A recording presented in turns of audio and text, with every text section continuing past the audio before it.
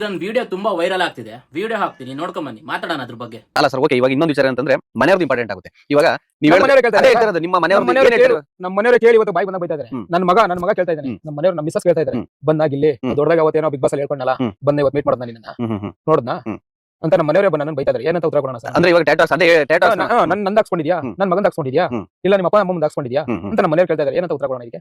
ಒಬ್ಬ ಟ್ಯಾಲೆಂಟ್ ಮನ್ಸ ಬೆಳಿಲಿ, ನಮ್ಮ ಸೈಡ್ ಅವನು ಬೆಳಿಲಿ ಅಂತ ನಾವು ಎಷ್ಟೋ ಸಪೋರ್ಟ್ ಮಾಡಿದ್ವಿ. ಆದ್ರೆ ನಮ್ಗೆ ಸಿಕ್ಕಿದ ಬೆಲೆ ಇವತ್ತು ಏನು ಸಿಕ್ಕಿಲ್ಲ.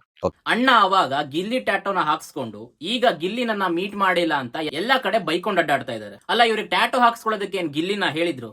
ಅಭಿಮಾನ ಎಷ್ಟಿರ್ಬೇಕು ಅಷ್ಟಿರ್ಬೇಕು. ಗಿಲ್ಲಿನ ಇಷ್ಟಪಡೋರು ಗಿಲ್ಲಿಗೆ ವೋಟ್ ಹಾಕಿದ್ದಾರೆ, ಗಿಲ್ಲಿ ಅವ್ರಿಗೆ ವೋಟನ್ನ ಹಾಕ್ಸಿದ್ದಾರೆ ಕೂಡ. ಗಿಲ್ಲಿ ಇಷ್ಟ ಅಂತ ಎಲ್ಲರೂ ಟ್ಯಾಟೋನ ಹಾಕ್ಸ್ಕೊಂಡಿಲ್ಲ. ಸೊ ನೀವು ನಿಮಗ್ ಬೇಕಿದ್ದಾಗ ಟ್ಯಾಟೋನ ಹಾಕ್ಸ್ಕೊಂಡಿದ್ದೀರಾ, ಈಗ ನೀವೇ ಅವ್ರನ್ನ ಬೈಕೊಂಡು ಅಡ್ಡಾಡ್ತಾ ಇದ್ದೀರಾ.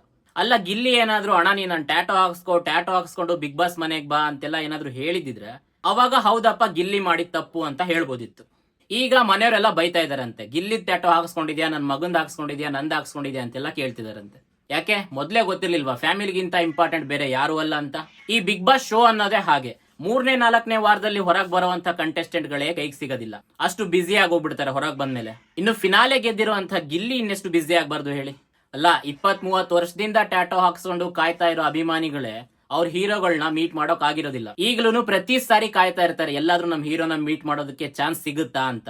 ಅಂಡ್ ಇನ್ನೊಂದು ಮೇನ್ ಮ್ಯಾಟ್ರ್ ಏನಂದ್ರೆ, ನೀವು ಇವತ್ತು ನ್ಯೂಸ್ ಚಾನಲ್ ಅಲ್ಲಿ ಕುತ್ಕೊಂಡು ಮಾತಾಡೋದಕ್ಕೆ ಕಾರಣ ಕೂಡ ಗಿಲ್ಲಿನೇ. ನೀವು ಅವತ್ತು ಗಿಲ್ಲಿ ಟ್ಯಾಟೋನ ಹಾಕ್ಸ್ಕೊಂಡು ಬಿಗ್ ಬಾಸ್ ಮನೆಗೆ ಬಂದಿರ್ಲಿಲ್ಲ ಅಂದ್ರೆ ಇವತ್ತು ನಿಮ್ಮ ಈ ನ್ಯೂಸ್ ಚಾನಲ್ ಅವ್ರು ನಿಮ್ಮನ್ನ ಕರೆಸ್ತಾ ಇರ್ಲಿಲ್ಲ, ನಿಮಗಿಷ್ಟು ಲೈಮ್ ಲೈಟ್ ಕೂಡ ಸಿಗ್ತಾ ಇರ್ಲಿಲ್ಲ. ಸೊ ಅದಕ್ಕೆ ಹೇಳೋದು, ಅಭಿಮಾನ ತರನೇ ಇರಬೇಕು, ಹುಚ್ಚಾಟ ಆಗ್ಬಾರ್ದು ಅಂತ. ಸೊ ಈಗ ಇಷ್ಟೊಂದೆಲ್ಲ ಮಾತಾಡಿದೀರಾ, ನೆಕ್ಸ್ಟ್ ಗಿಲ್ಲಿ ನಿಮ್ಮನ್ನ ಮೀಟ್ ಮಾಡೇ ಮಾಡ್ತಾರೆ, ಅವಾಗ ಏನ್ ಹೇಳ್ತೀರಾ ಅಂತ ನೋಡೋಣ.